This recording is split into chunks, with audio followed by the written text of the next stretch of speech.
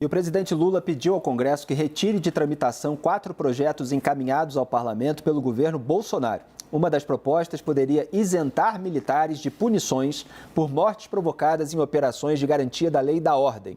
A reportagem é de Rudá Moreira. Vamos ver. Um dos projetos de lei enviados pelo Palácio do Planalto, ainda no governo anterior, e que agora podem vir a ser paralisados, é justamente esse que trata sobre o excludente de ilicitude para militares.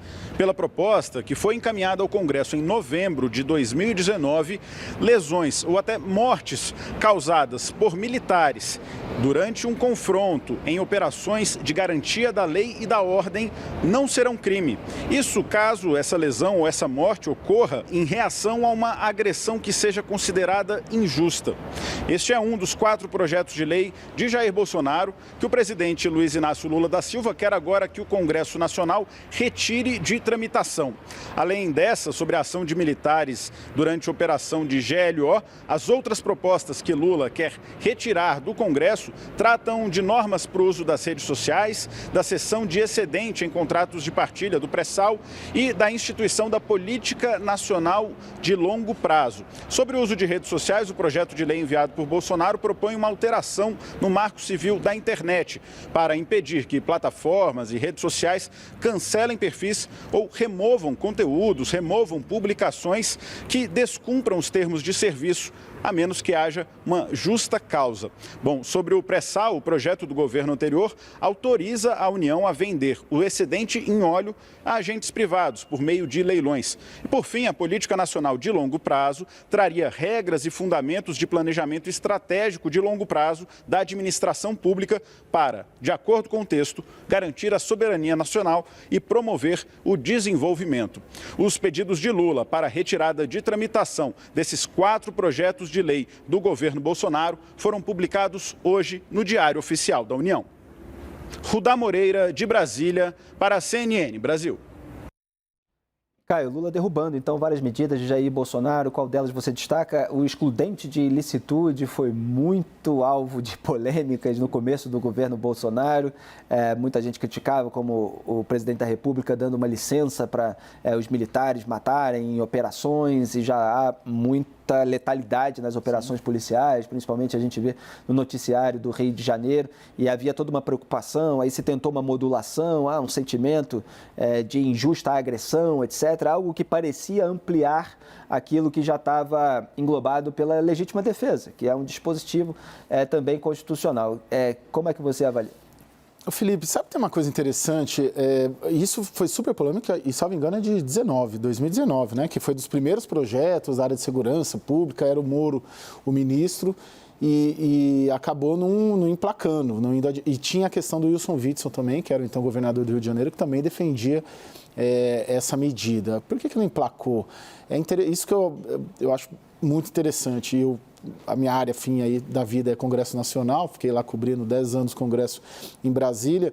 Você vê que se o Poder Executivo defende uma agenda que ela está muito concentrada em um campo político, o Congresso barra, né?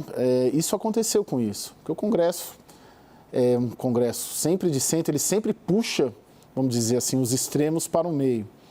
E isso a gente já está vendo acontecer também no governo Lula. O governo Lula sequer manda ou encaminha ou pretende encaminhar medidas que a esquerda tradicionalmente defende. Por quê? Porque sabe que não vai passar. Sabe que vai chegar ali no Congresso e vai encontrar... Então, não vai queimar capital político com isso. E para pegar um exemplo clássico, bandeira clássica da esquerda, liberação de maconha, aborto, ele já não manda. Nesse caso, o Bolsonaro mandou e está aí o resultado. Veio 4 anos depois. Tanto que as 2 pautas do governo Lula, nesse momento, são pautas mais consensuais, em que o debate já está mais amadurecido. E está difícil, né? E mesmo assim está difícil. A necessidade da nova regra fiscal, depois do fim do teto de gastos, e a apresentação da reforma tributária. Sim, não, isso que eu ia colocar aqui. Essa medida hoje do Lula mostra isso, né? E tiveram outras medidas também. O homeschooling do Bolsonaro não foi. Outras medidas foram, passaram, a gente falou marco de saneamento. Então, o Congresso, de certa maneira, e é o poder, pelo menos, que eu mais gosto de cobrir, ele tem essa de puxar para o meio, né? Porque, de certa maneira, ele reflete a sociedade brasileira, que é uma sociedade do meio. Quem decide a eleição no Brasil é o meio. É essa meiuca aí, né? Esse centro político.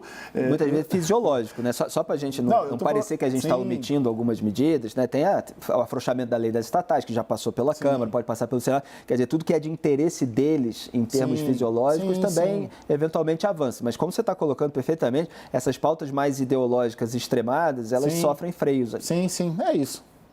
Joel, o que você destaca dessas medidas? Eu destaco uma que eu discuti muito na época, que era essa sobre as redes sociais, né? Era uma regulação das redes sociais, mas no sentido inverso, né? Hoje em dia, quando a esquerda faz, é regular a rede social para que ela não possa, para que ela tenha que tirar certos conteúdos, né?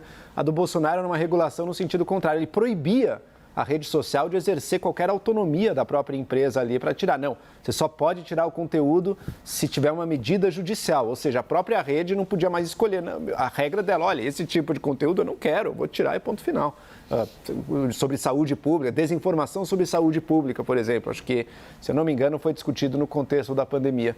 Então, era uma regra que ia também tentar amordaçar as empresas, que bom que não foi para frente, porque também não era o caminho para um debate saudável no Brasil.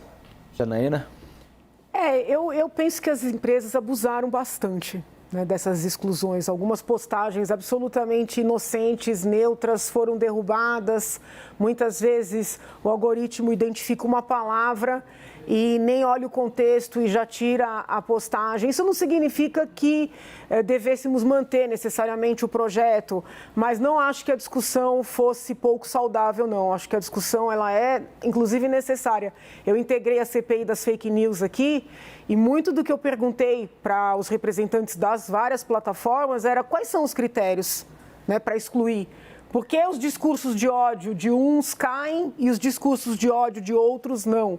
Então, tem que tomar muito cuidado, porque essas plataformas elas têm muito poder e elas podem usar esse poder para fazer escolhas, inclusive ideológicas.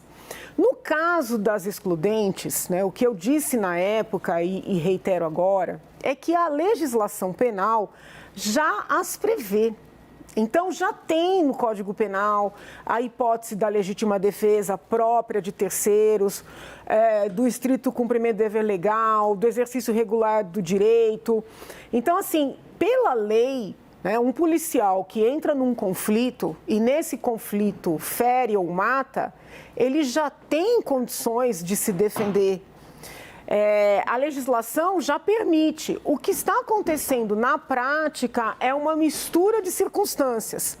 Quando um policial dá um tiro na cabeça de uma pessoa que está algemada, uma pessoa que está contida, né, uma pessoa que já está presa, isso é uma execução, né? É um crime de maneira inequívoca.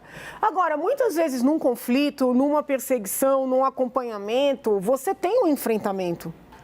E esse policial não só eventualmente responder no final de um processo, né, mas já ser afastado de imediato, né, tem um impacto em termos de injustiça, no caso, porque a atividade policial é uma atividade de risco,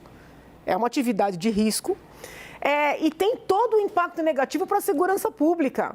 Né? No estado de São Paulo, inclusive, qualquer situação em que o policial se envolva ou seja envolvido, ele é imediatamente afastado das suas atividades. É uma pessoa a menos na segurança pública, com todo o investimento que foi feito. Então, essa discussão ela não precisaria ocorrer por meio de lei, porque lei já tem. Agora, que as práticas precisam ser revistas, precisam, porque se misturam, né, casos de execução, casos de tortura, né, casos de crimes, com casos que são oriundos do exercício de uma atividade de risco. E se nós seguirmos, né, com essa demonização da atividade policial, o que vamos conseguir é o seguinte: o policial vai ficar no seu plantão rezando para não acontecer nada, porque se ele fizer, ele é culpado, se ele não fizer, ele também é culpado. Hélio Beltrão, para arrematar. É isso. No caso dos policiais, nem demonização, nem salvo-conduto. Então, está correto retirar esse projeto. No caso das redes sociais, nem forçar a retirada por lei, nem impedir que a rede social retire por lei. O devido processo legal e as leis existentes já cuidam disso. Agora, o terceiro projeto, que é o que permitiria à União vender as suas participações em concessões, como sócio em concessões de exploração de petróleo e direitos de barris de óleo futuro, isso aí está errado retirar. Isso aí poderia levantar 400 bilhões de reais para a União, equivalente a 2 PECs do estouro, e o PT, como sempre, como não gosta de nada que se cheire a privatização, quis retirar esse projeto. Isso é um enorme equívoco, Felipe. Caio, em relação às redes sociais, o Flávio Dino, ministro da Justiça e Segurança Pública, e outros membros do governo, eles estão muito empenhados em implementar uma nova regulamentação, né? Parece que tem várias frentes de atuação em relação a isso. E com muita dificuldade política, né? Tanto que o projeto que foi anunciado há quase 2 meses, né? Aquelas propostas, aí sequer foi encaminhado, né? Houve uma estratégia do governo de encaminhar primeiro as prioridades econômicas, tamanha a polêmica. E naquela linha do que eu disse, né? Já sente ali o terreno no Congresso e reflui. Por enquanto o debate está só fora de onde ele deve ocorrer.